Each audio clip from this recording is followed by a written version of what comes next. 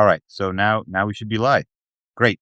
Okay. Welcome everyone. I am absolutely thrilled to announce my old friend Alexis Gallagher. Alexis and I have known each other for Don't say maybe how long, 30 man. years. It's Just a makes long it look time. bad. It's a long time. It's a long time. His birthday is coming up. My birthday is coming up as well, and I'm absolutely thrilled that Alexis is on.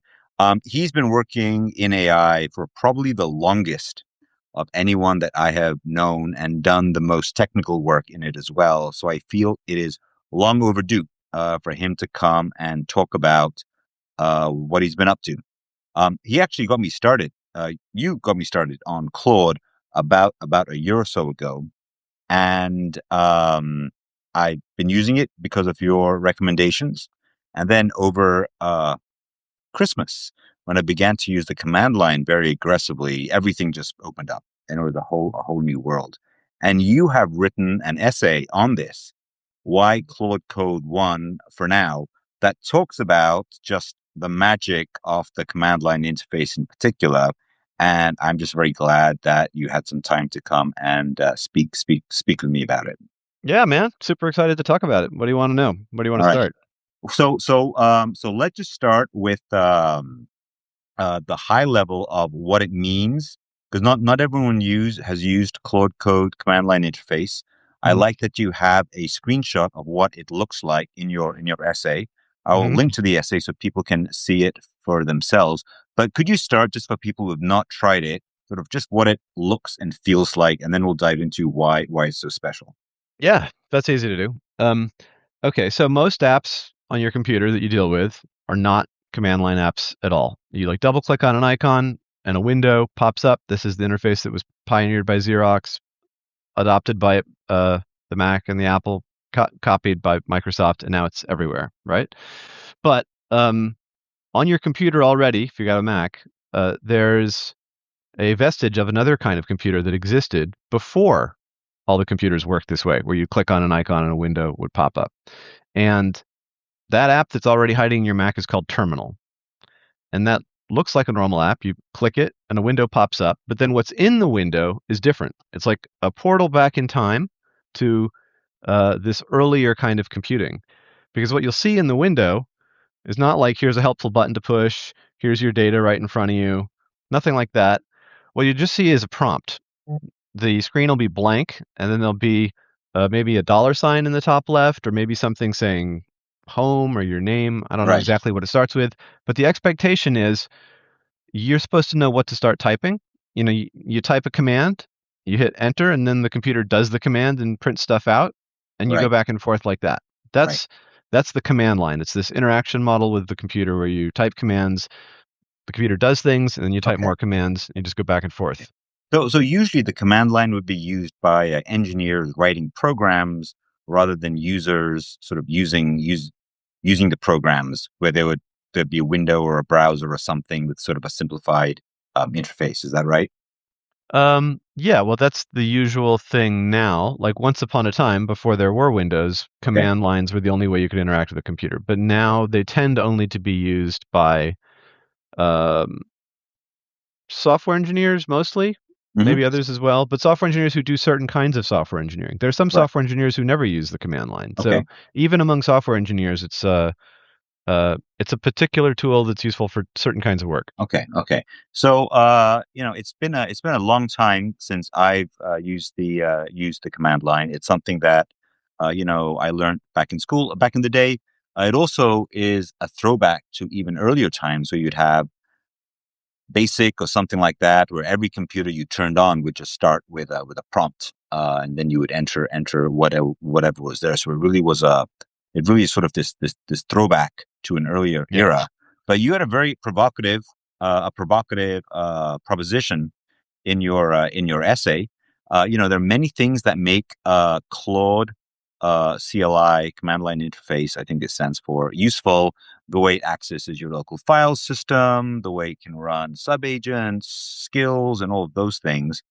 But your argument is that while all of that stuff is useful, just the command line interface itself is actually a core feature, and it was useful and powerful even before all of that other stuff came online. Do you want to talk about that a little bit?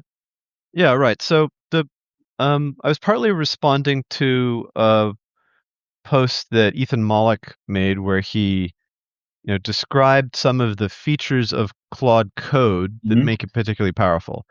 And when we're talking about Claude Code here, we're talking about a different thing from Claude, the desktop app, or Right. Claude.ai, the website. Because when we're Right. talking about Claude Code, we're now talking about a way of accessing the Claude AI system Hmm. from in this command line kind of universe that I described. So Okay. you run your terminal app, it Right. pops up, the computer's Right. asking you for a command, and you type Claude, Yeah. enter, and now Yeah. you're in the Claude Code application.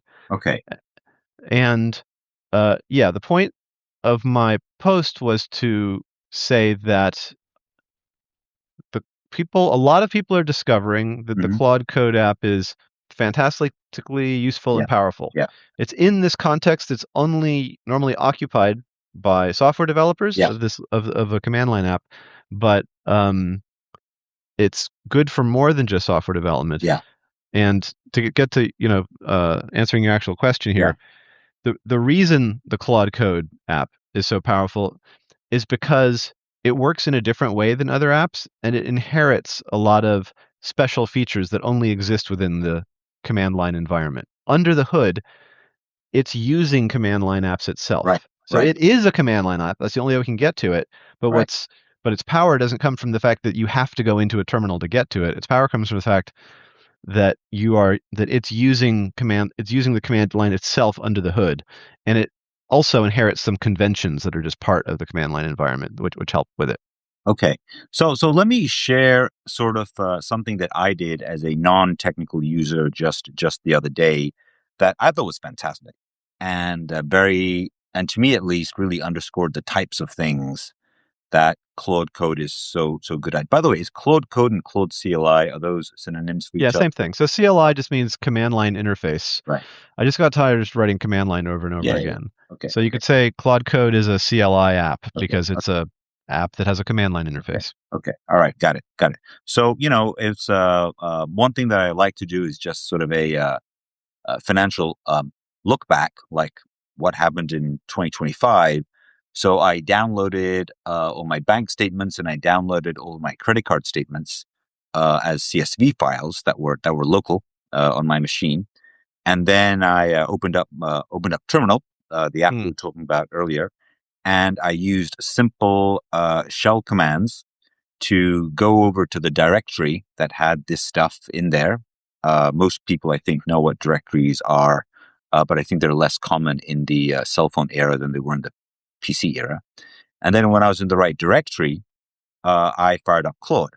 And then I asked Claude to just make sense of my finances, categorize them, look at, was I net up, net down, major areas of spending, blah, blah, blah, just all the normal stuff. And then all sorts of magical things started to happen. mhm. It did stuff. It wrote, I think, Python scripts to do calculations. Yeah. It had a number of clarifying questions from me where it said, "How should I classify this transaction? How should I classify that transaction?" And you Yeah. seem to be spending $160 a month for something called H. What is H? Heroin. Things like that. Yeah, yeah. Well, I was curious too. Yeah. So you answer all of those things, and then at the end it spits out the answer in a lovely table, and it is Mhm. fantastic. Yeah. So I was treating it as sort of a combination of a shell environment where I am navigating directories. Okay. Mhm. And then I was treating it a little bit like a chat window where I'm asking it to do stuff the same way I would ask it to do it in a web interface. Yeah. And then it was doing all these things underneath where it was writing little programs and reading through local files and writing local files and doing all this stuff. So like this was great. So why don't you explain what it was doing underneath the covers and why those things are special to Claude Code? Yeah. So I'd say a good way to think about what happened here is sort of what I outlined in my essay. Hmm. Your interaction was you went to the directory and you ran Claude, but once you Yeah, ran Claude, it was kind of a chat app. It was an yeah, ugly chat app with probably monotype font in a yeah, black box and yeah, like cartoonishly awkward pseudo graphics in yeah, the beginning, yeah, but it was basically a chat app. You say yeah, something, it's something back to you. yeah, So that's not new. That's just an interface you've seen before. What's Right. interesting is the interface that Claude Code used to interact with your computer to do all those things. So let's break that down. Let's think about all the things that we can imagine it did, um, and how it puts those things together, and why the Claude, say, website can't Hmm. do those things. Hmm. Okay. So you ask a question like, "Hey, I've got uh, transaction data from my bank accounts in Right. this directory. Right. Can you tell me what the hell happened this year? Yeah. Yeah. Why don't I have more H? I want to Yeah. get more H, right? Yeah. That was your Or question. less Sure. H. I don't know. Less H. Depending on I what don't it want is. any more H. It's not good Yeah. for me, right? Something Yeah. like that. I don't know what H is. That's not my department. Um, and what did it do? So first thing it needs to do is it needs to just look at your damn files, Yeah. right? Right? Right away with the web app, it can't do that. You have to go and like pick the file you want to give it. Right. The web app can't. Because the browser is this like sandboxed thing that doesn't Yeah, have because the browser is a real. sandbox because Okay. there's bad things on the internet, There are. it can't just spontaneously start searching around on your computer Okay. because goodness knows what'll happen if you let any website do that. Yeah. But first of all, the command line comes from an earlier, more trusting era where it was assumed that if you run a command on your computer, it's your computer, it's your command. You're a expert working in Bell Labs somewhere Right. because this is Unix and it's Right. 1978, and it'll be Right. fine. So right away, probably originally when you first ran the terminal, you Mhm. gave the OS permissions for the terminal to do things, and Yeah. now Claude Code can just go look at files anywhere. And my feeling is that it's limited to monkeying around in that directory. Right. So I'm happy with it having access to everything in that directory. I actually set up the directory so I could let Claude loose on everything in Very that. wise. Yeah. Okay. Is that like the right way to That's a good interaction model. I mean, the Claude Code app itself is built so that it has a internal permission structure like okay. that, so you can grant it permissions to the degree that you want. Okay. And I think it's like with maybe someone you're managing, like over time you decide how much rope Yeah. you want to extend, Yeah. how many permissions you want to give. Yeah. So I do have agents running where it's like you have full permissions, go use the internet, install anything, Okay. try not to like knock over the operating system, but Okay. you probably don't want to start that way. Okay. So the first thing it could do that you can't do, that like the Claude web app can't do, Okay. is it could just look at your damn files, and Yeah. your own files are the ones you care about. Such a big Se- difference. second thing it's doing is it's probably making very intelligent common sense queries about what kind of files to look for in Yeah. the same way that you might. So it's like, hey, he said financial data, let me look for TSVs, Yeah. tab separated value, or CSV files. Yeah. So when it looks for files, it uses a command called ls, which stands Okay. for list files, Right. and it's able to say list star.tsv, which is how you tell the ls command, show me all the TSV files. Yeah.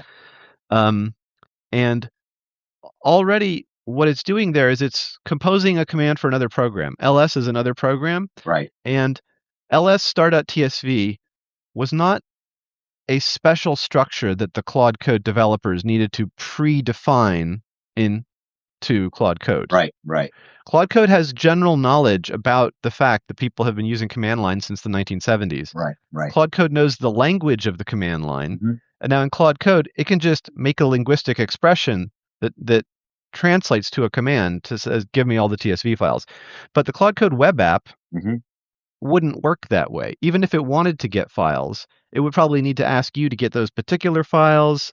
There's not some browser API, that's like finance files, right? Why would the desktop app not be able to access my local files? Is that the same? Is it for the same reason because desktop apps are sandboxed as well?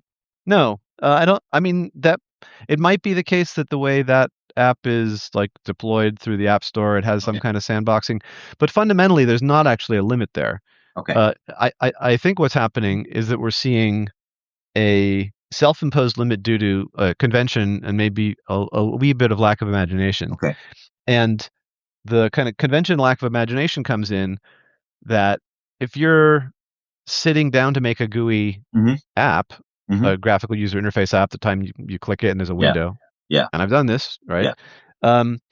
You usually build the app by relying on stuff the operating system gives you to build Right. a Right. GUI app.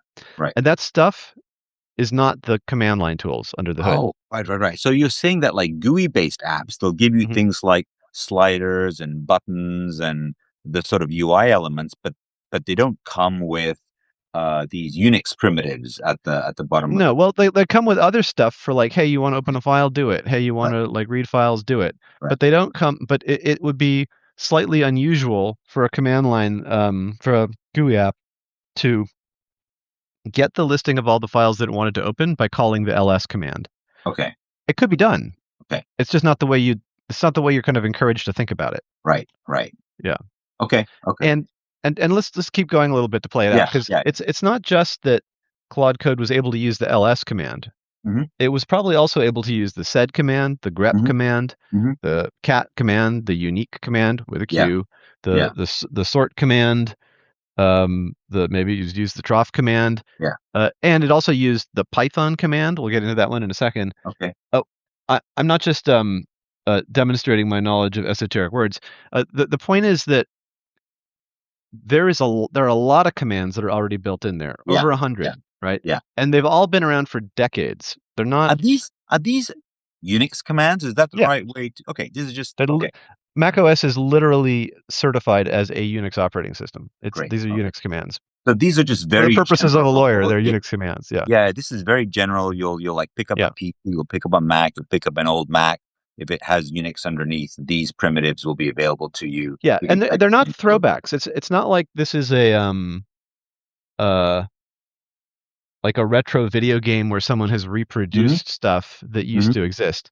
The actual damn command is the Yeah, same one that existed 20 or 30 or almost 50 years yeah, ago. yeah, yeah, And sometimes it's the actual source code. Like you go yeah. look at the manual for it and you can see like the original copyright is from like whenever it was. So it should be thought of more like a heart or a lung. Like yes, they've been around for a long time, but Yeah, and you lots of know, things depend on them, so we just keep them it's there. yeah, but it's not a throwback. Like the heart is not a throwback. The heart is a muscle memory. Yeah, it's like fundamental. Yeah, And fundamental. the thing is the commands combine well. So it's not just that there's this big pile of handy single purpose commands Hmm. that have been around so long AIs know about them. Hmm. They also fit together very well in a way that modern software doesn't. And it's because of that that Claude Code is able to just like take all these Yeah, little pieces and answer very general questions. yeah, Because Claude Code, when it works with these commands, it's more like it's building a program than it's like that's right. using a very finite set of tools you gave it. That's right. So I want to dig into that in Yeah. two ways. Let's actually talk about the Python stuff first, and then we'll come back to what you just discussed. There were a number of transactions I saw where it wrote little programs to Yeah. add things up, to average things. And I think it was Python, but maybe it was something else. It And could have been. I Yeah. don't know. And one thing that was really interesting to me was I remember back in the day, like a year ago, there was a lot of concern saying, oh, because LLMs are stochastic, they're not deterministic, you can't use them for anything where you need a deterministic outcome. That ended up not being true No, because for that's not very anything where true. you need a deterministic outcome, you just have the LLM write code, and the code is deterministic, and you just use that for the deterministic part, and you can use the LLM for the rest of it, and it's fine. Yeah, Um, also, I mean, a reasonable question would be, why are you able so reliably and deterministically to write code if they're not able to produce deterministic outputs, right? So deterministic enough. I think that was, teething pains. Like they are not deterministic, but that doesn't mean they're not sufficiently reliable for some purposes. Yeah, I think there's a difference between deterministic and reliable. And I also do not have any problem using LLMs for things like classifiers, which are stochastic uh, uh, processes. So it's sort of like a general ML thing, where I can use it to classify like whatever I want. It's just easier with the LLM, and and it and the feeling to me was I had a natural language interface for computation.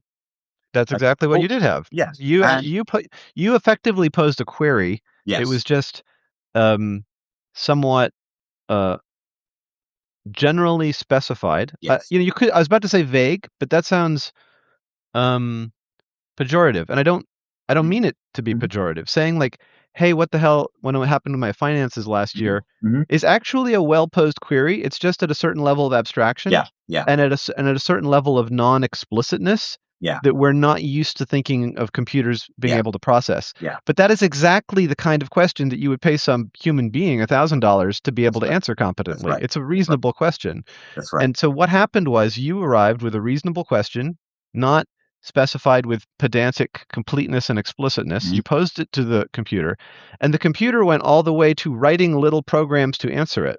It Yes. knew how to look for files. It knew how to generate new computer code that ran on the computer and that like picked out the information you want and that did the calculation and it turned it back into English for you. Yes. Yes. It was that was the experience that I had. I didn't need to learn the syntax. I didn't need to learn um, how to initiate a program. I didn't need to do Yeah. any of those things. It was just a natural language interface to not just queries, but also computations. I think Yep.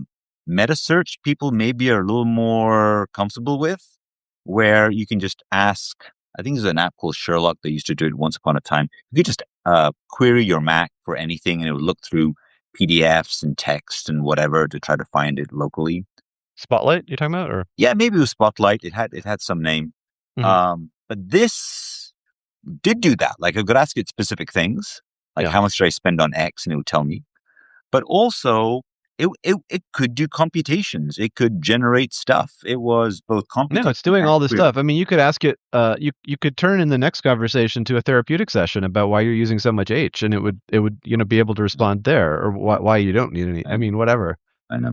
I actually had to make a phone call to figure out what H was, and I won't get into the details, but it is money well spent.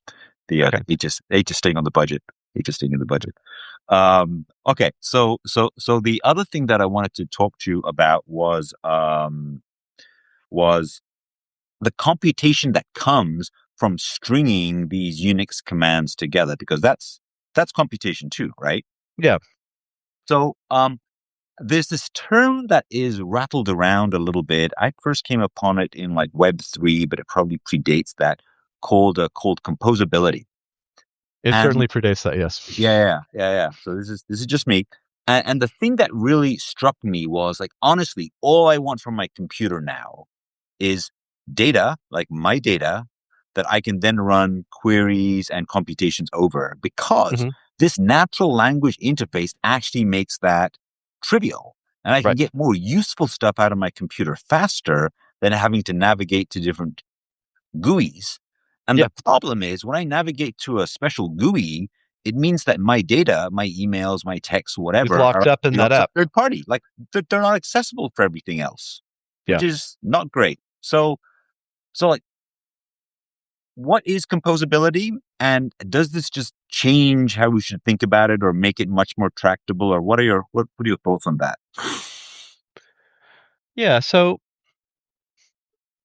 let me say what it is, Okay. and then I'll say the way in which I think it's now, you know, more relevant in the context of AI's sur- AI's becoming a viable user Yeah. interface modality. Yeah. Okay. So what it is nothing grand at all. If you were composability just means I can take two things and put them together and get a new thing. So Right. since we're talking about like nerdy stuff, let's like give like a nerdy example, right? If I have like two mathematical functions, right? I have a function that like squares a number, Mhm. and then I have a function that like adds 5 to a number, Right. right? So I got my square and I've got my add fiver. Right. And if I take 3 and I do the square on it, I get a 9, and then Right. I add 5 to it, and then I got a 14. Right. And then say I want to have a new function, a function Right. which always does the squaring and then the add fiving. Right. Then you'd say, in mathematical terms, that what you're doing is you're composing the first Right. two functions, and that's how you get a third function. Right. That's all it is. So composability just means that you have a system where two components can go together to make another component that has the same kind of form. Right. And in this mathematical example, my component was a thing that takes a number and gives a new number. And I Right. had one of those things that did the squaring, another did the add fiving. And Right. when I composed them, I had another thing that takes a number and gives a new number. Right. Except now it does the square plus add five game on it.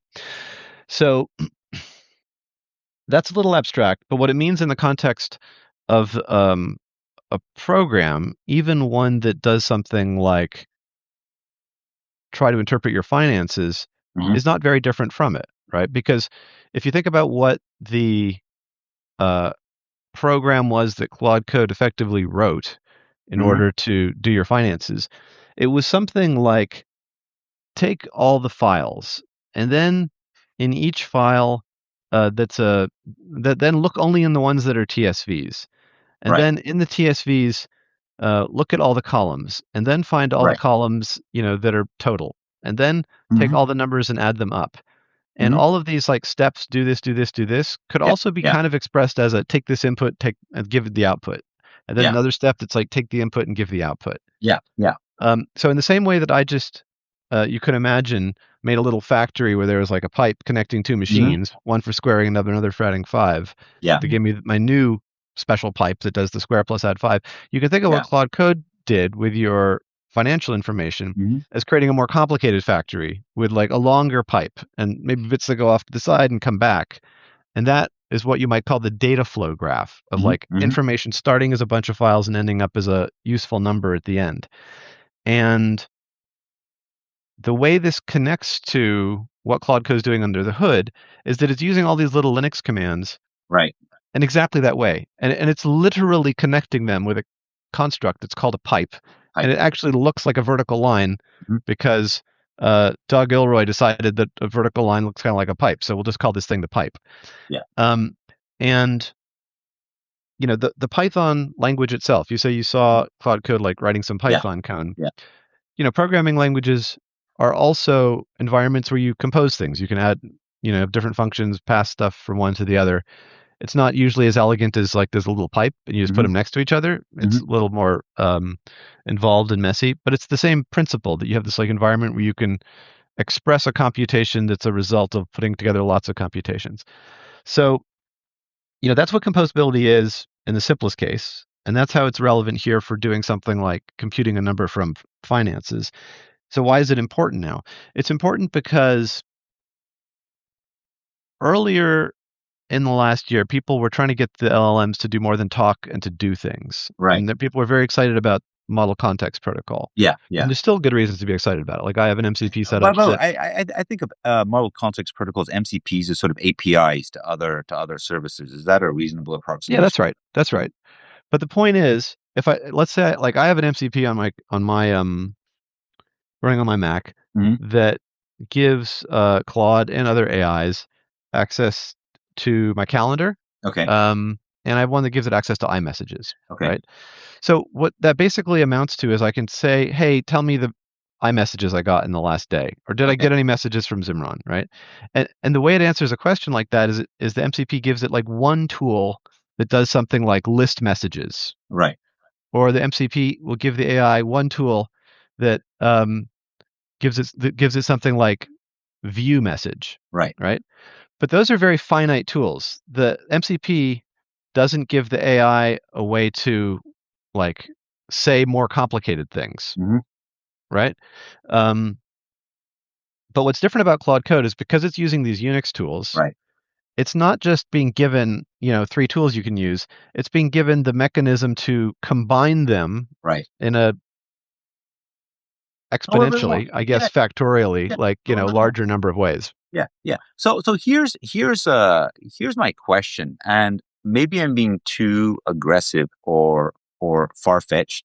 I'm sure you remember the old wars, the old format wars, where people were like, Right. oh, doc, Microsoft's Word format should be open to everybody, so Yep. Word doesn't have a monopoly on things, and then HTML was kind of a standard, but then it was forked, and they had the browser wars, etc.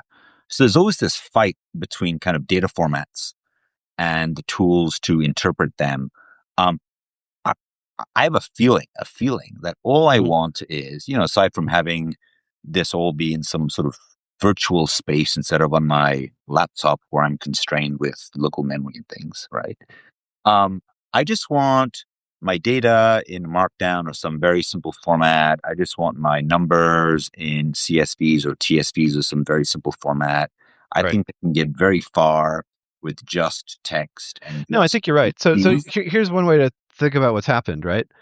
It used to be that a lot of data we cared about was locked up in a particular app, and it was kind of locked up in a particular app because to make the data useful to a human required a lot of manual labor to Right, create a custom interface. right, And exactly. once you've done the manual labor of creating the custom interface and the custom app, what good is it to have someone else read the app? They're going to make their own app to That's read the right. same data. Yeah, Right. it's such a big project. Yeah.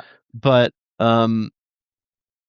if you put the data in a really simple format, that used to be not particularly useful for a person, Yeah. but now it's much more useful because Yeah. AIs can just chew it up like That's right. chocolate, That's right? right.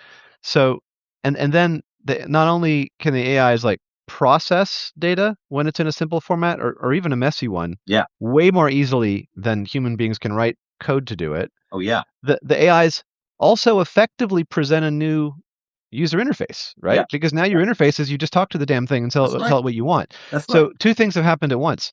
What's happened is you have a new interface for acting on your data, and that interface is talk to the AI instead of use the custom-made, Hmm. graphical user interface. Hmm.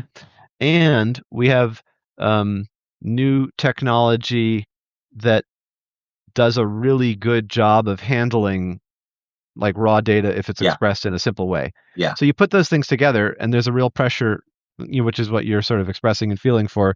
Can I just have my data in a plain text format so I can point an AI at it? And Right. since you mentioned the accounting example, Right. there's a whole movement called plain text accounting. I don't remember if I mentioned it to you. No. No. Okay, go to plaintextaccounting.org, and Okay. this is where the nerds have been gathering, Okay. who want to have all their accounting information expressed in plain text. And they've been there for a while, and now they're going nuts because the LLMs make it more I useful, at can least do the it. ones who are paying attention. All right. So, I mean, plain text and not even CSVs. That's very hardcore.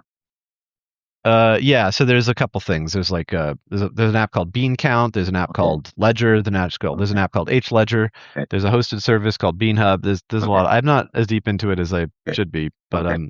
Okay. if you're looking for a good way to All right. All right. get really nerdy with your All accounts, right. this is the All right. cutting edge of that in Okay. 2026. Okay. So, like, why? All right. I'm gonna. All right. I'm gonna create a term. I'm gonna use the term post application. Do AIs in these simple data formats really put us in a post application world where you don't even want apps anymore? Like if the iPhone was the age of the apps where everything's an app and it hides the file system for you and it hides all the data from you, is it now just like post app where there's just your data and you just ask it things and it just does queries and compute and that's all you need? I mean, it needs to be networked, which is not a small thing, but let's set the networking aside. Well, that's a good question. Maybe. Maybe. I mean, let's think about what that would look like, right? Yeah. So right now, we don't even have the chat interfaces everywhere we want them to be, Right. in the sense that you don't have a good audio quality chat interface. As I've showed you, you launch the very well turned Chat GPT app on your computer, but it still Yeah. can't like look at your computer. So people haven't like connected all the pipes that should be connected in terms of Yeah. making it useful. Yeah. But let's wave a magic wand or fast forward a few years, Mhm. and suppose that in your ear, on your watch, on your phone, in your computer, you have a good quality text or voice interface to a good Right. quality AI. Right. Suppose that AI has access to your personal information data, and that it's all been like permission controlled in such a way that you Right. don't need to worry about it leaking out to the baddies or the AI or like running amok and writing Right. it. Suppose you've done all that, and there are people who are doing that right now, and I can tell you Right. about projects that are involved in it if you're interested. Then the question is, would you find that you didn't want traditional user interfaces at all? Would you find that this voice and text interface that was now available to you was so sufficient that it, replaced all the things that are now apps? I don't know. I mean, I can think of specialized instances where you would want something like, for example, a drawing program, right? Like you need to see the thing and move Calendar? around. You'd want a calendar view. Yeah, yeah, yeah. So I think there may still be some actually maybe a lot of interfaces actually. Yeah. No, I that think could what be you get is you get chat as a primary interface that's a component of most Yeah, user interfaces. yeah, And in some situations, chat's enough. Yeah. But oftentimes, just like when you're chatting with a person, it's damn handy for both of you to be looking at the thing you're chatting about. Yeah. There's Yeah. a reason that offices are full of whiteboards Oh yeah. rather than just conversation rooms, Yeah. right? Because you have a Yeah. conversation with a whiteboard and it's richer. You can Yeah. point at the same thing. That's right. Shared reference. Yeah. Shared reference. I'm looking at it, you're looking at it. We know what Yeah. we're talking about. Is very helpful for coordination. Okay. All right. Cool. Cool. Cool. So I want to move on a little bit and talk about how can people use this both as individuals and I think more interestingly as teams, as like small teams. And one of the things I've been doing with my own team has been essentially setting up an environment, not really instrumented by Claude because you don't need to instrument anything, but it just writes a lot of notes for itself. It indexes the system, and we're trying to set up a series of essentially Claude Markdown files that sort of help describe the system to itself so it can do stuff. It's a little bit like DevOps.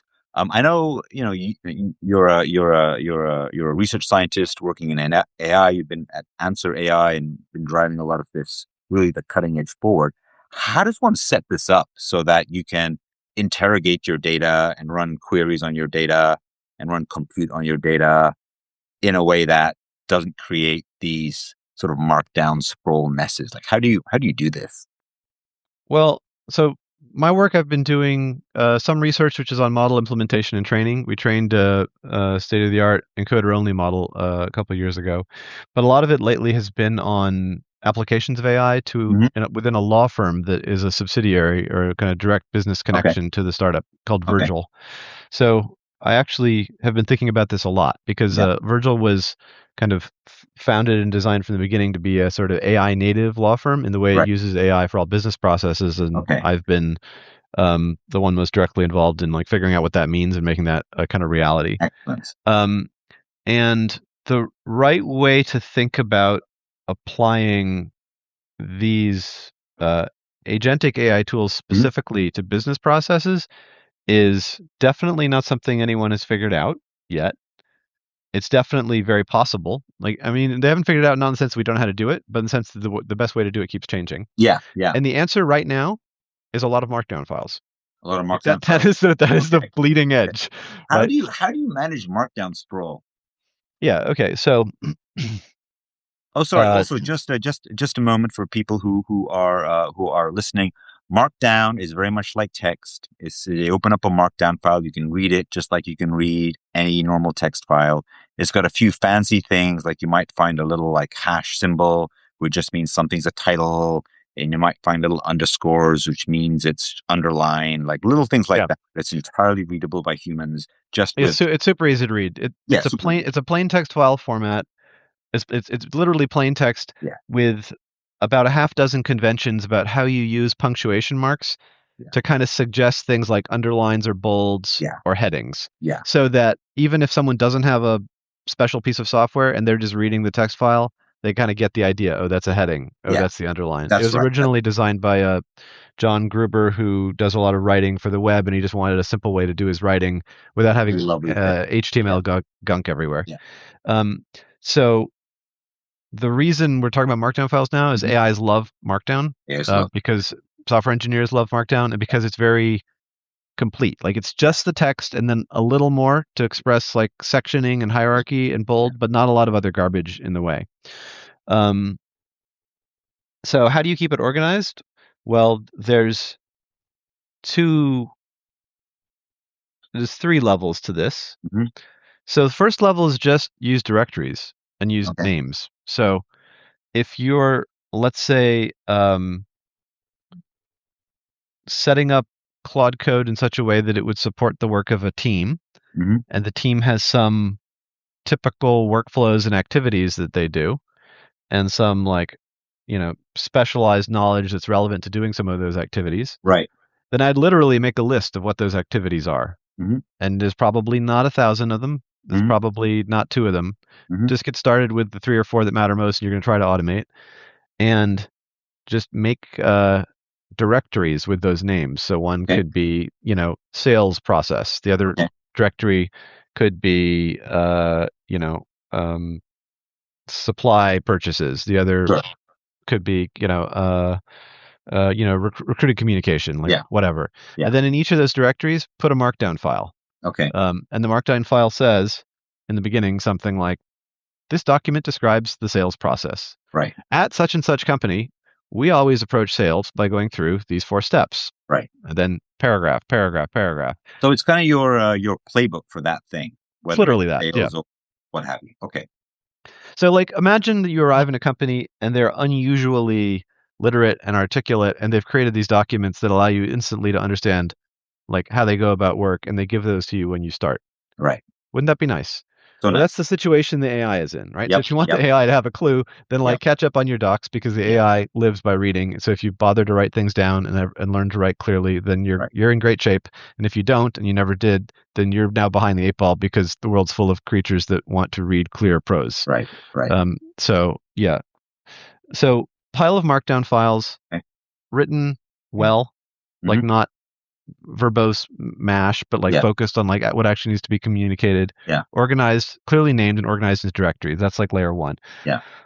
And then you could literally just start Claude, say, hey, look at the files in these directories. That describes Right. his business. Right. Let's do a sales job right now. And it would Right. start doing it. Okay. Right? It would interpret those instructions, understand that as the process, and start moving ahead. Mhm. Only slightly above level 1 would be level 2. Okay. And that is, you give the files particular names and like slide them away into special directories that Claude or Codex or Gemini is going to look at. So I said, create directory names and put files in them. One step beyond that is name the file skill.md. That's literally it. Okay. And then you could have a skills directory that contains all those skills. And you could put that in I think it's like the .codex/skills or the .claude/skills. There's like a special place you can put the files where the AI will look automatically. Or within a project, you can have a skills directory. The conventions of this are not entirely consolidated. What? The conventions swim around. Like I don't think skills are. Yeah, they're not entirely stabilized, but they're extremely simple. It takes like go Google Anthropic skills specification and spend 30 minutes like drinking a coffee and reading it, and you'll probably know most of what you actually need to know. Does Claude Code even like use skills, or is it all just built into the Claude MD file and just adds commands or whatever to the Claude MD file? No. The idea of a skill is that it's like a specific kind of modular, repeatable skill. But if you have a Claude.md file, that's the thing it starts looking at if it's in the directory. Yeah. Now, if I have like a very small specific instruction I want to give Claude, like say it's some technical thing like, hey, for this project, whenever you use Python, always use Python by first using a utility called UV, which is a relatively new thing that everyone loves. Then I'll just have a line in Claude.md to say that. And I actually had a conversation once with one of these AIs where I was like, well, should I put that in a skill? And it's like, no, man, it's just a line. Just keep it there. It's fine. But if you have like a more complicated thing, like I always want my email communication to have this format, and here's like 10 paragraphs about like words that I should never use and how I like to translate into French, then you get a skill. That's it. It's just a matter of mass. So the next step up from the first level of create a bunch of clearly named directories and files is conform to some of these emerging conventions about where to tuck away the directories and what to name the files. Right. But those are very simple. That's not, you don't need a expensive consultant to figure it out for you. You just need to spend like an hour or two looking on the website. It should work. You can also just ask the AI, hey, where should I put the skills files? Okay. And then if it doesn't know, say, hey, AI, go look at your docs and tell me where. And it'll figure it out. So third level is, maybe if you're building a more elaborate software system, then you want to embed the skills into like a software library that like calls and loads them dynamically and unloads them. And if you're building your own agentic tool or you're building your own, workflow. Oh, but by the like way, are we still talking about like a law firm managing processes, or have we moved into now where software developers using Git or something like that? I think it would be relevant in both cases. Okay. Yeah. It depends. Sorry. Depends how teched up your law firm or your business is. But yeah. Okay, please continue. Level 3. Yeah, so that's level three. Level three is maybe you're cooking it into a software library, Okay. and then using it that way. But I don't think one needs to get there for a lot of processes. Like if you're building a custom agent, if you're doing software development or you have some kind of custom agentic harness or custom workflow, then you would start think about things like dynamically loading and unloading skills, having some skills that specify that other skills should be loaded. Okay. You'd start thinking about specifying like full extended agentic workflows Hmm. where the agent drives it or the agent's in collaboration with a person. So that's the kind of stuff I'm building. Hmm. Um, but uh, you got to walk before you can run, and Right. yeah, Yeah. none of it's very complicated in the sense that compared to the intrinsic technical complexity of what's being built is not high. It just Right. happens to be very valuable and to work well with AIs. Yeah. So it's Yeah. more about realizing this is the right thing to build than to have some kind of Yeah. like esoteric or like undergraduate linear algebra is more Yeah. challenging than like Yeah. understanding Yeah. these systems. Yeah. It's not heavy stuff. So one thing we've done is we added hooks to some of our LLM calls when we put a linter in the hook. So now that's one little thing that sort of helps instrument a code quality standard where it was being done sometimes but not being done other times just because of Did it exigency. help much? Did you find that useful? Yeah, like our code's better now. Did it work more than just telling it, hey, remember to always use a linter? No, that's all we did. We said like use a linter. Oh, okay. So it's not like a automated hook. It is an automated hook. Like every time there's like I forget if it's every time like a pull request or a submission, Hmm. there's some trigger where when the engineer is done with it or thinks they're done with it or thinks they're done Hmm. with it enough, it kind of triggers a check for the linter, and then the linter checks the code and Okay. flags it. Well, the reason I'm asking is Yeah. because, so for instance, I know that Codex and Claude Code have a sort of like computational hook system where you can have some prompt that's automatically given back to it every time it says it's finished or every time it's Yes, about to do yes. this or that. It's one of those. It's one of Okay. those. And and so you could use one of those to like enforce that every time, a file edit is done, maybe the file is like backed up or it's linted, right? Yeah. But one thing, to be honest, I haven't done much with those. Hmm. I think maybe I should. But I've gotten a lot of good mileage just from getting started and saying, "Hey, man, never show me anything until you've already linted it." And then Yeah. maybe it'll do it once, and I'm like, "Why am I looking at this? Like, don't come to me until you need me." And then like you tell it a couple times, and it just does it. And And then and like and in the claw.md file, I have like, "Hey, for this thing, always use UV." And in general, always type check a thing before you all give it right. to me. I don't want to, look at it otherwise. All right. All right. Very nice. Very nice. No, this is great. This is great. And I think the one thing that you emphasized earlier that I'd emphasize as well is I remember over a year ago now, I remember getting started using AI tools, and it took a little bit of effort to have them be something you just reach for naturally, the same way we reach for Google search naturally. There was some effort to Hmm. do that. But once you have gotten over the hump, and I still have a clear visceral memory of getting over the hump, but once you're over it, it's like, how did I ever do anything any differently? It just becomes completely natural. But it does take some effort to do it. I would say that beginning to use Claude from the command line is sort of similar in that there is a little bit of a hump to get over initially. But once you've done it, it's why don't I do this all the time? Yeah. Because it's so Mm. easy and natural to just pull together a little thing for your project and then navigate to the little project and then fire up Claude and just have it go to town and just ask it to leave notes for itself. Like leave a note for yourself so that when I start you up again, you know where we are and you can start again. Writes a little Yeah. note to itself. It's just great. It's just absolutely great. Yeah, the super is. I mean, it's not perfect. It makes mistakes. It has limits, but it's within its like range of competence. It's amazing, and the scope of that range of competence is uh absolutely astonishing. Yeah. And we're still so early in the development and adoption of this stuff. Like the things that you can do, like, here's an example. So like for this article, Mhm. I just thought, okay, I should give an example of it doing stuff. And my Yeah. example was, okay, hell, hey, like look at my downloads and help me organize that. Yeah. And I didn't like go through a list of examples. That was just the first thing I tried, and it was like Yeah. a good enough example. Yeah. And I remember a year ago when I was watching the new Star Trek episode. Of course, I like Star Trek from Yeah.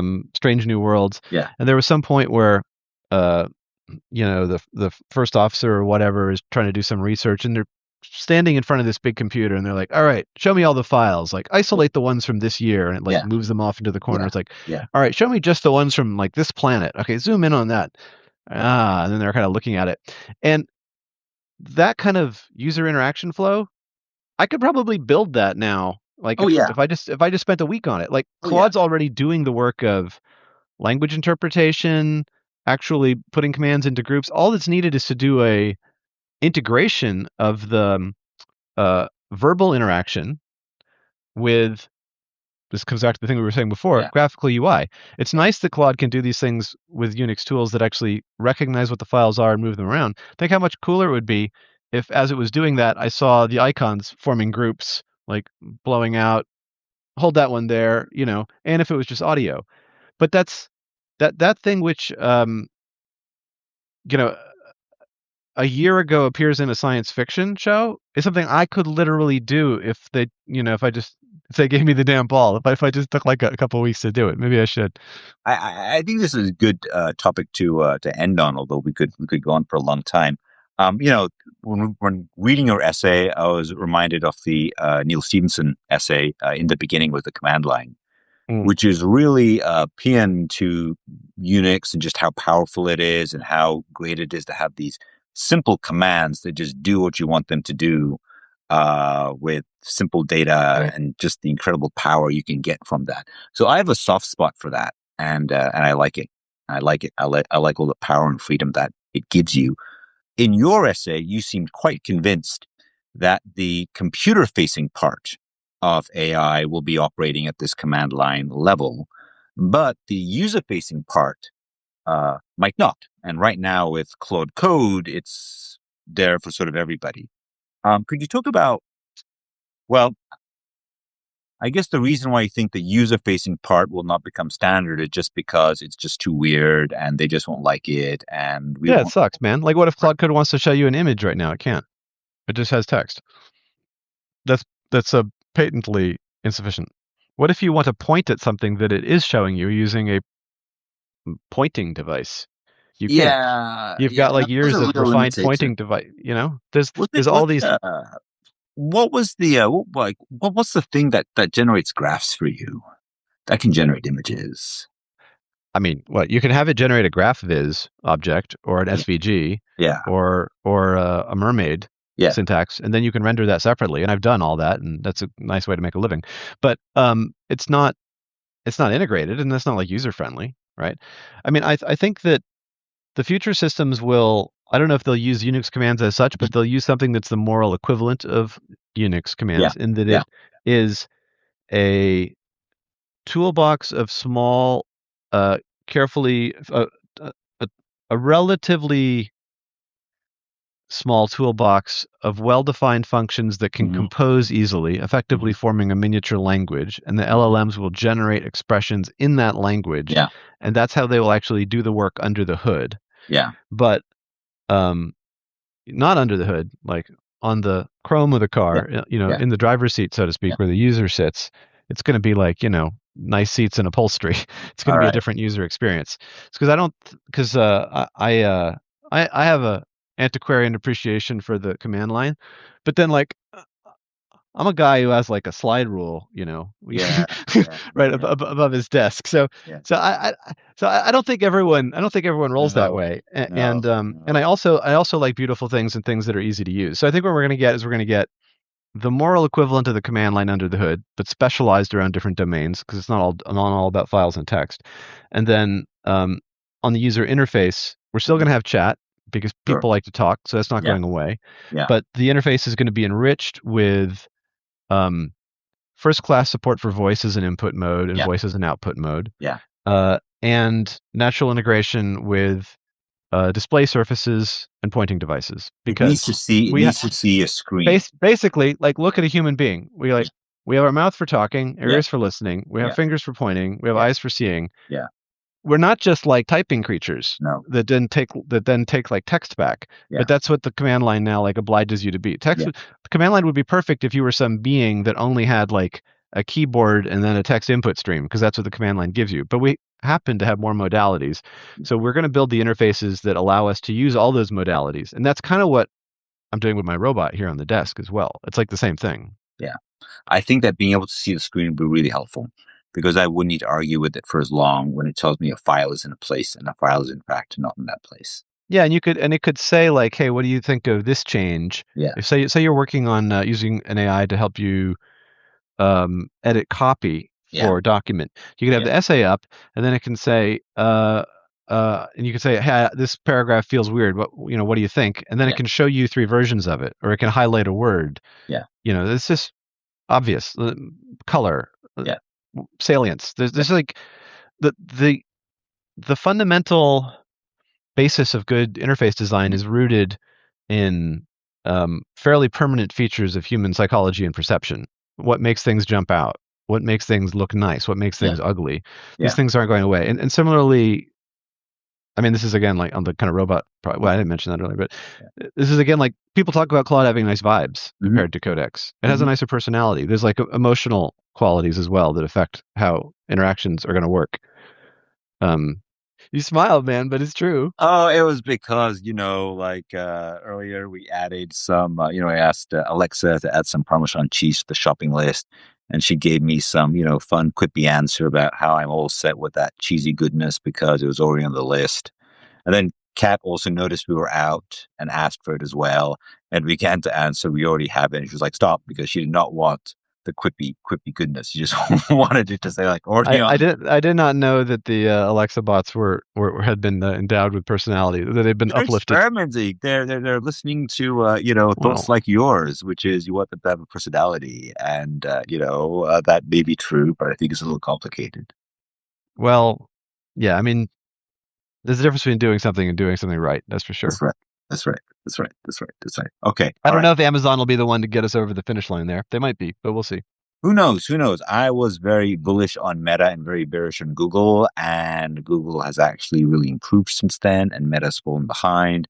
And Claude was Anthropic was a little bit of a dark horse with OpenAI in pole position, and that's switched around too. I don't use ChatGPT nearly as much as I used to. Now I just turn to Claude for a lot of things. So it's just very dynamic, and I've just been guessing wrong because things keep changing. Yeah, it's a very close race. Yeah, they're all good for different things, but they're not radically far apart from each other. Yeah. Okay, good. This has been super. Thank you so much. I really appreciate it. I will post up the essay underneath that I strongly recommend everybody reads because it's very insightful. It's really useful. It's very provocative, and also it comes from real experience building real systems. Yeah, man, I'm on the bleeding edge. But you're actually on the real bleeding edge where you're like building some sort of pontificating. No, that's true. I am. Like, it's really good. So it was super. I really enjoyed it, and thank you for speaking with us all today. All right. Bye bye. Great talking. Bye bye.